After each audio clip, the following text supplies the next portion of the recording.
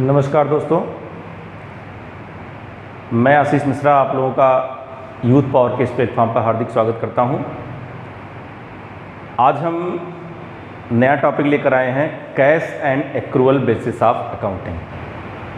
Cash and accrual basis of accounting हमारा topic है, cash and accrual basis of accounting.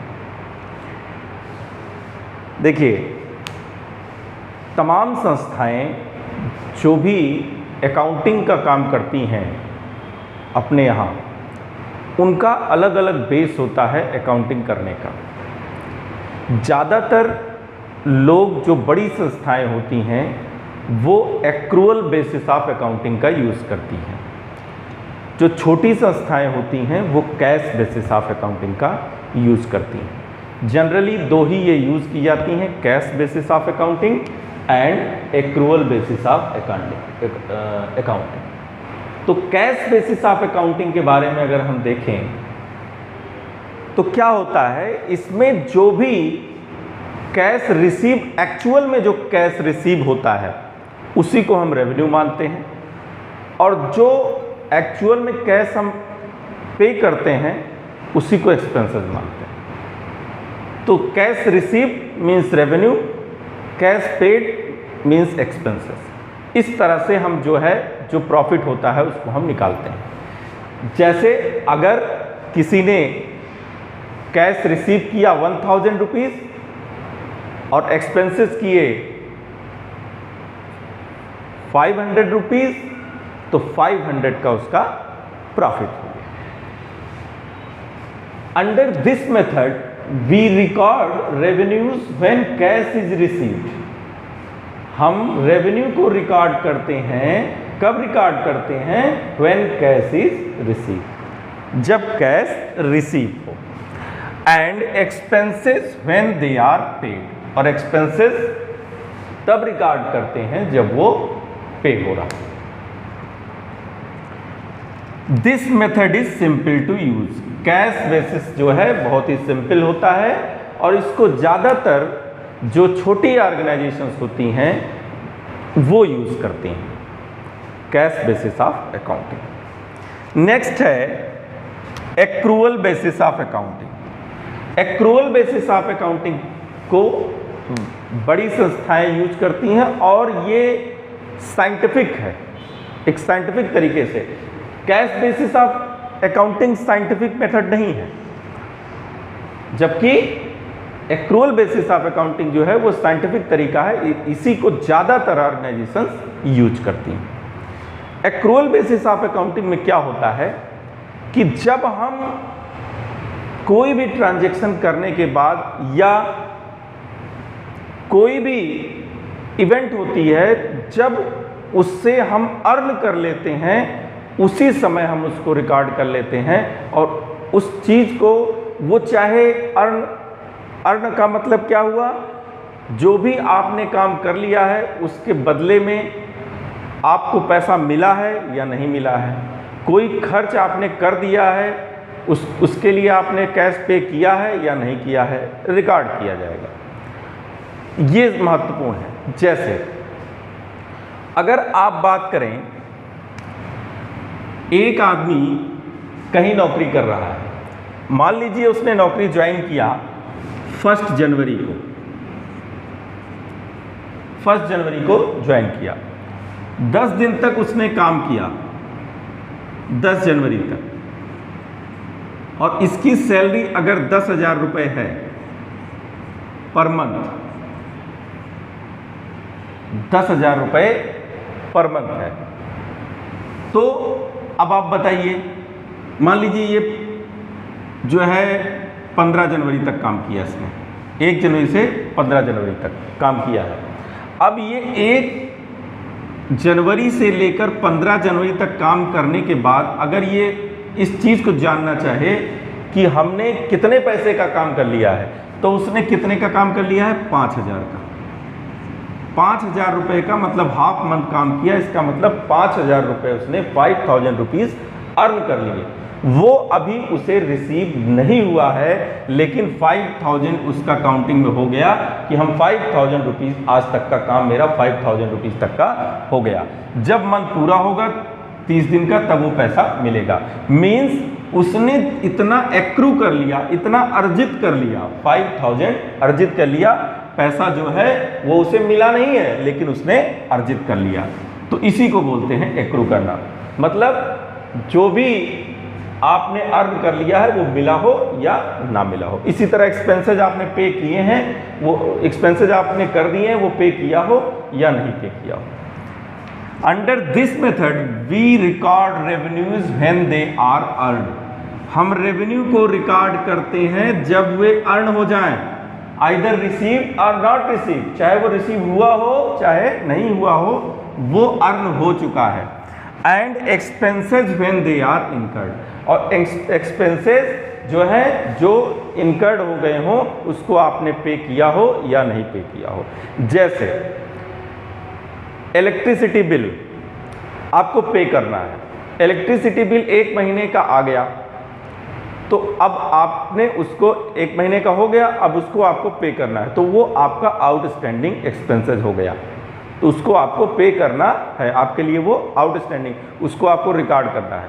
किसी को आपने किसी से आपने काम लिया, 1 दिन भर काम लिया आपने, उसको आपने पैसा नहीं दिया है, तो ये आपकी एक्सपेंसेज हो गई। आज नहीं दिया है, आप कल देंगे, लेकिन आज की वो एक्सपेंसेज, आज के दिन की वो एक्सपेंसेज हो गई, आप उसको रिकॉर्ड करेंगे, आज के दिन में एक्सपेंसेज में रिकॉर्ड करेंगे। तो एक्रूअल बेसिस ऑफ अकाउंटिंग क्या होता है कि जो भी आपने अर्जित किया है या जो भी आपने एक्सपेंसेस किया है उसको आप रिकॉर्ड करेंगे।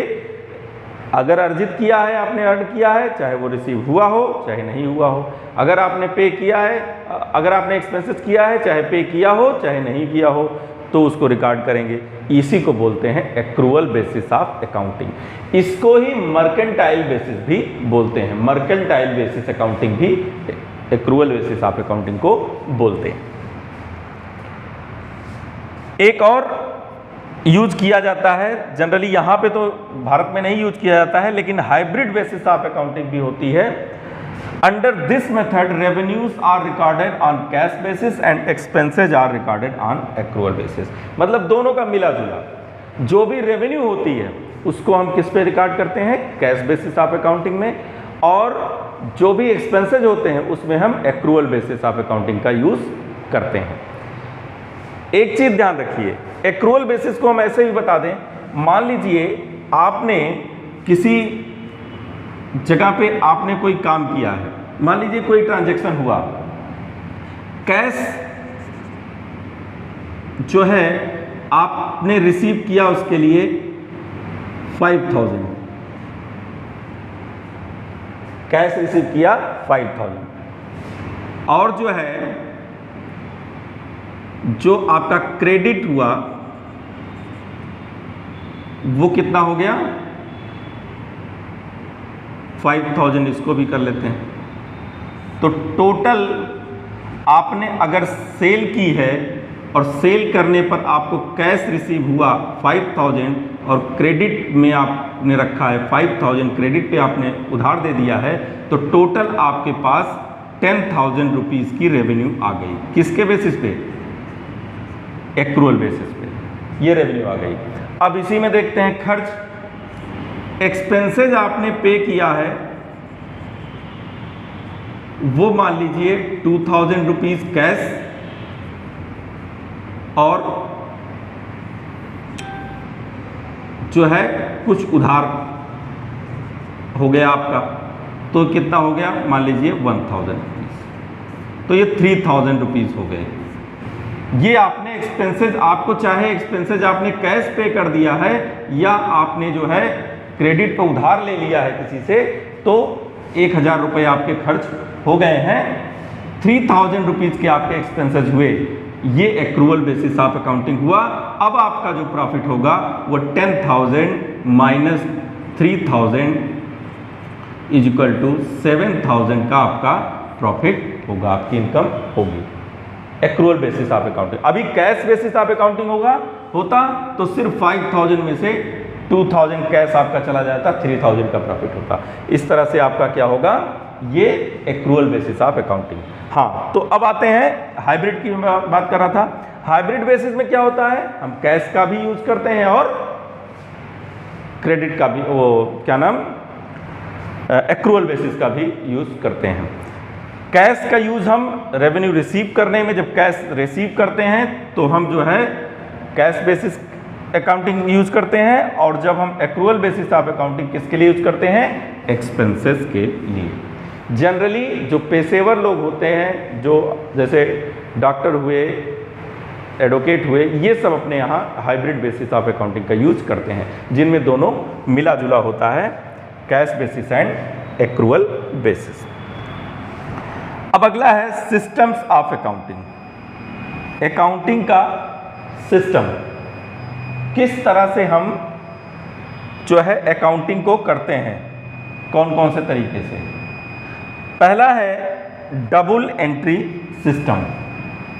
डबल एंट्री सिस्टम, ये डबल एंट्री सिस्टम जो कि आपकी जो है सबसे पहले इसको पढ़ाया जाता है। डबल एंट्री सिस्टम से क्वेश्चन भी आते हैं। डबल एंट्री सिस्टम, इसके बारे में मैंने एक वीडियो में बताया भी था।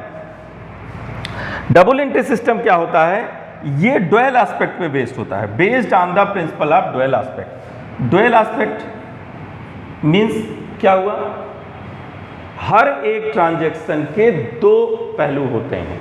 हर एक ट्रांजैक्शन के एक जो है वो डेबिट होता है और दूसरा क्रेडिट होता है, ड्वेल एस्पेक्ट में। तो इसमें जब ट्रांजैक्शन होता है तो कोई बेनिफिट रिसीव कर रहा होता है, कोई बेनिफिट जो है दे रहा होता है, receiving benefit and giving benefit. तो इस तरह से होता है। तो based on the principle of dual aspect, dual aspect क्या होता है, एक ट्रांजैक्शन के दो एस्पेक्ट होते हैं। Every transaction has two effects, receiving of benefit and giving of benefit. हर ट्रांजैक्शन के दो पहलू होते हैं। एक क्या होता है, रिसीव करता है बेनिफिट। सबसे बढ़िया तरीका यही है, आप देख लीजिए उस ट्रांजैक्शन से आप या तो बेनिफिट रिसीव कर रहे होंगे या तो आप बेनिफिट को दे रहे होंगे, यही हो रहा होगा हर एक ट्रांजैक्शन में। Every debit must have a corresponding credit, वही बताया डेबिट एंड क्रेडिट। हर एक डेबिट का क्या होता है, क्रेडिट। सेम अमाउंट से डेबिट क्रेडिट हो सकता है, आपके मल्टीपल डेबिट हो, मल्टीपल क्रेडिट हो, कुल मिला के every debit is equal to every credit. Accurate and more reliable as the possibilities of frauds and misappropriations are minimized। ये जो मेथड होता है accrual basis of accounting, double entry system जो होता है, इससे क्या होता है कि जो भी रिकॉर्डिंग होती है वो सिस्टमेटिक होती है, साइंटिफिक तरीके से होती है, इसलिए इसमें गलती होने के चांसेस कम रहते हैं। क्योंकि अगर गलती हो भी गई तो वो लास्ट तक ट्रायल बैलेंस के बाद तक, उसके बाद जो है वो चेक भी कर ली जाती है और जो एरर्स होती हैं वो पकड़ में आ जाती हैं। इसलिए इसमें जो गलती की संभावना होती है वो बहुत कम होती है। इसीलिए कहा जाता है कि इसमें पॉसिबिलिटी फ्रॉड की और मिसअप्रोप्रिएशन की कम रहती है। नेक्स्ट है can be implemented by big as well as small organisations. Can be implemented by big as well as small organisation. इसको जो इम्प्लीमेंटेशन इसका जो होता है वो बड़ी ऑर्गेनाइजेशन में भी हो सकता है और छोटी ऑर्गेनाइजेशन में भी हो सकता है। किसी भी प्रकार की संस्था में अगर आपको यूज करना है तो डबल एंट्री सिस्टम आप आसानी से यूज कर सकते हैं। अब हम बात करते हैं सिंगल एंट्री सिस्टम की। पहला हमने देखा डबल एंट्री सिस्टम, जो कि साइंटिफिक मेथड होता है, कंप्लीट सिस्टम होता है और ज़्यादातर ऑर्गेनाइजेशन उसका यूज करती हैं, चाहे वो छोटी हो या चाहे बड़ी हो। Single entry system, single entry system को हम इनकम्प्लीट सिस्टम कह सकते हैं, या हम इसको कह सकते हैं ये कोई सिस्टम है ही नहीं एक्चुअल में। ये अपनी अपनी सुविधा के अनुसार लोग जो भी अकाउंटेंट होते हैं वो यूज कर लेते हैं। अकाउंटेंट क्या, जो सामान्यतः जो है बहुत ही छोटे काम होते हैं वो खुद ही पर्सनल अपना अकाउंट मेंटेन करते हैं, किसी एक्सपर्ट की ज़रूरत नहीं होती है सिंगल एंट्री सिस्टम, क्योंकि ये इनकम्प्लीट सिस्टम है। तो इसलिए इसमें क्या है, not a complete system of maintaining records of financial transaction. जो भी फाइनेंशियल ट्रांजैक्शंस होते हैं उनका कंप्लीट रिकॉर्ड इसमें नहीं होता है, इस वजह से इसीलिए इसको इनकम्प्लीट सिस्टम कहा जाता है, नॉट ए कंप्लीट सिस्टम। इसमें जो भी रिकॉर्ड आपको मेंटेन करने होते हैं वो पर्सनल जो भी रिकॉर्ड ज़्यादातर होते हैं उनको इसमें मेंटेन किया जाता है। क्रेडिटर का, डेटर का जो भी है वो पर्सनल अकाउंट उसका बना लिया जाता है बस, जैसे कि कैश बुक वगैरह बना लिए जाते हैं या पर्सनल अकाउंट बना लिए जाते हैं। नेक्स्ट है does not record two fold effect of each and every transaction. जैसा कि डबल एंट्री सिस्टम में होता है कि टू फोल्ड इफेक्ट होता है हर एक ट्रांजेक्शन में, इसमें ऐसा नहीं होता है। एक ही पक्ष की बात होती है और दूसरे पक्ष की बात नहीं होती है हर एक, इसीलिए इसको साइंटिफिक मेथड नहीं कहा जाता है, क्योंकि इसमें जो है टू फोल्ड इफेक्ट नहीं होता है, every debit equal to every credit नहीं होता है। नेक्स्ट है usually personal accounts and cash book are maintained under this system. अभी मैंने बताया कि ज़्यादातर इसमें क्या किए जाते हैं, पर्सनल अकाउंट और कैश बुक जो है वो मेंटेन किए जाते हैं इस सिस्टम में। अगला है accounts maintained under this system are incomplete and unsystematic. ये भी बताया मैंने कि जो भी इस सिस्टम में अकाउंट मेंटेन किया जाता है वो क्या होता है, इनकम्प्लीट होता है और अनसिस्टमेटिक होता है। Followed by small business firms as it is very simple and flexible. इसको स्मॉल बिजनेस फर्म्स यूज करती हैं जो है, वैसे ज़्यादातर लोग एक्रूअल वो डबल एंट्री सिस्टम का ही यूज करते हैं, नहीं तो ये स्मॉल बिजनेस फर्म जो है इसका यूज कर सकती हैं, क्योंकि ये अनसाइंटिफिक होता है, अनसिस्टमेटिक होता है, इसलिए इसको जो है यूज नहीं किया जाता है बड़ी फर्म्स के द्वारा। जहाँ पे कंप्लीट रिकॉर्ड चाहिए होता है, जहाँ सिस्टम से काम होना है, वहाँ पे इस चीज़ को ये सिस्टम जो है अप्लाई नहीं होता है। तो ये सिंपल होता है और फ्लेक्सिबल होता है। तो ये हुआ आज आपका, आज मैंने cash basis of accounting, accrual basis of accounting, hybrid basis और इसके साथ ही बेसिस ऑफ अकाउंटिंग में ये बताया मैंने, और सिंगल एंट्री सिस्टम को बताया। तो दो तरह के सिस्टम हुए, डबल एंट्री सिस्टम और सिंगल एंट्री सिस्टम। तो अब इसके बाद हम नेक्स्ट क्लास में और भी टॉपिक लेके मिलेंगे। तो आज के लिए बस इतना ही। आप लोग हमारे चैनल को सब्सक्राइब करिए, बेल आइकन को प्रेस करिए और कमेंट करिए, जो भी सुझाव हो आपके उसके लिए आप कमेंट करिए। धन्यवाद।